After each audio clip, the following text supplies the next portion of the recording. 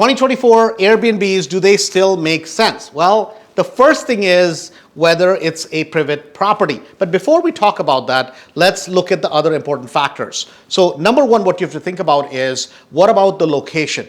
So when we think about an Airbnb, you have to think about two types of locations. Number one, what I like to call it is exotic Airbnbs. Think about the Airbnbs that are in the mountains, that are by the beach, that are maybe on the ski slopes. Generally, these are tourist attraction type of places, and generally they'll be very, very expensive. Now, sometimes people will buy those, say, oh my God, I bought the property for $3 million. Man, it makes money hand over fist. My question to you is this. If you're just starting out, if you're an average person or a normal, even real estate investor, how do you buy those? The problem with those properties is, number one, they're very expensive. Number two, it's very, very boutique. So most people are out of that particular game, and they carry a high function of seasonality. So you better make a lot of money in those months. So those Airbnbs are rather dangerous, high area of risk. So number two Airbnbs, which I think that's where you build a business, which I like to call the boring Airbnbs. Throughout America, almost every city, you can do an Airbnb. And some markets that are blah markets, like the Midwest, happen to be some of the most profitable markets for Airbnbs, because these are 3-bedroom, 2-bedroom houses that people are coming there not because it's an attraction, but a family member is sick. They're working in the area. They have a group of friends coming in. They're using it as a everyday Airbnb. Those you can build a business on, and you can scale that. An example of that would be the Naval Station in Chicago. Happens to be every 2 weeks. You have a new group of people that come in, and then they graduate and they move out. So around those areas, you tend to have a very high occupancy. So those are factors that you have to consider when you think about locations. If you ask me, is it good, is it bad? Well, it depends, number one, on your location. The second thing you have to consider when thinking about Airbnbs, whether they work, whether they don't, it's going to be PITI. It's principal, interest, taxes, and insurance. So what do I mean by that? Well, it goes back to your basis in the property, meaning how much did you buy the property for? If you rehabbed it, how much did you rehab it for? And then how much did you furnish it for? See, at one point before Corona, as the prices kept going up, a lot of people bought Airbnbs relatively cheap, not a lot of inventory on the market, and people were doing extremely well. Over time, the price of real estate has gone up. So if your basis in a property, like the one we're in, my basis happens to be $200,000 to buy and about $50,000 to fix and about $12,000 to $14,000 in furniture. So basis in it is about $260, cost me $2,100 to carry the property.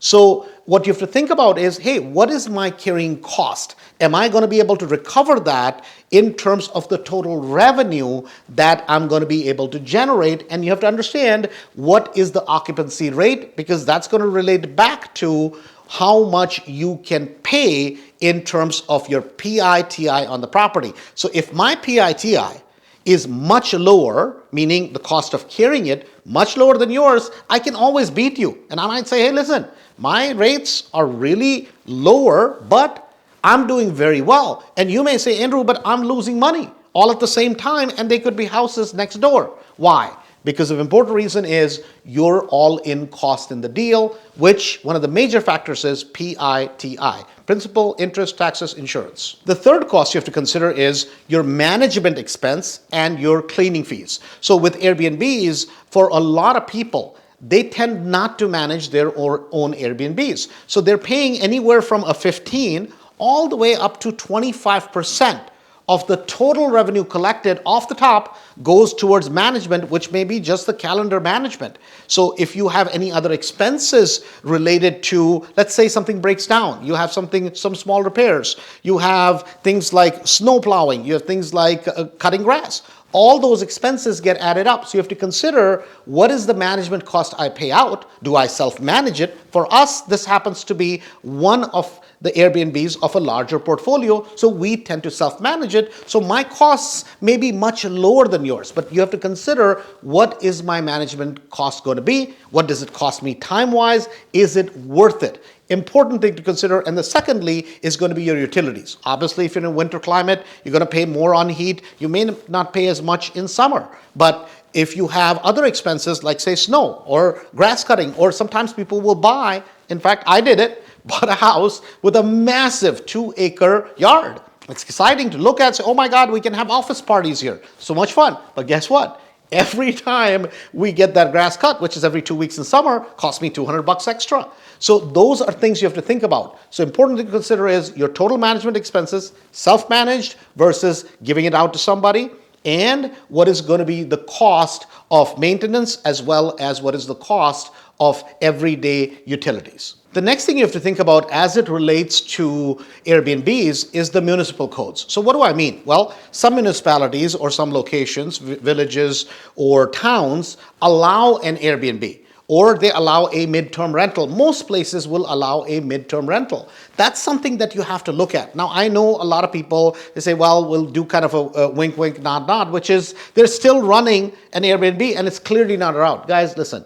Over time, as the number of Airbnbs have grown, a lot of towns, a lot of municipalities are shutting that down. So if you're that person that just loves to take risk, great, no problem.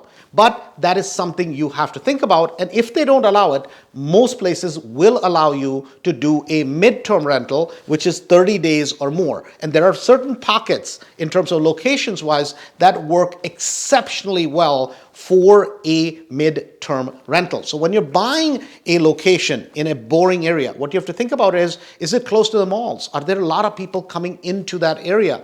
Are there people that are transitioning in and out a lot of the areas? So think about the big malls in the area, think about the shopping centers, think about the restaurants, think about, is there a convention center close by? Is there a major airport close by? Generally, those areas will attract a lot of people that are coming in and out. Last but not least, in fact, probably the most important thing, it's called, is this a pivot property? That's the first question, in fact, you should always ask before you get excited about, oh my God, how much money can I make with it? So what does that mean? Well, pivot. That means is, can I do this or can I do something else? In this case, hey, the first thing you have to consider is, can I rent this property out and still make a good cash flow income? For me, that number happens to be a minimum of $500, realistically $700 on a property like the one we're in. So if I can't buy the property, get the property rehabbed, rent it for long term, and after my total expense, which is in this case would be PITI of about $2,100 on this property, I can easily rent this property for $3,000 a month. So that gives me $900 cash flow. So even if my Airbnb, which is a short-term rental, and Airbnb is a generic term we use, so a short-term rental doesn't work out, can I do a midterm? And if the midterm doesn't work, will it pivot and still, as a rental property, will it make money? So the reason why you hear today that people are in trouble and, oh my God, will it work, and all the YouTube videos, it's because people did not buy these properties as a pivot. They only underwrote them as, oh my God, it's going to have $6,000, $7,000 coming in every month. My things are covered and I'm going to make $2,000 or $3,000. When that doesn't work, guess what? Then you suddenly find out it's actually not a pivot property because it's the wrong location.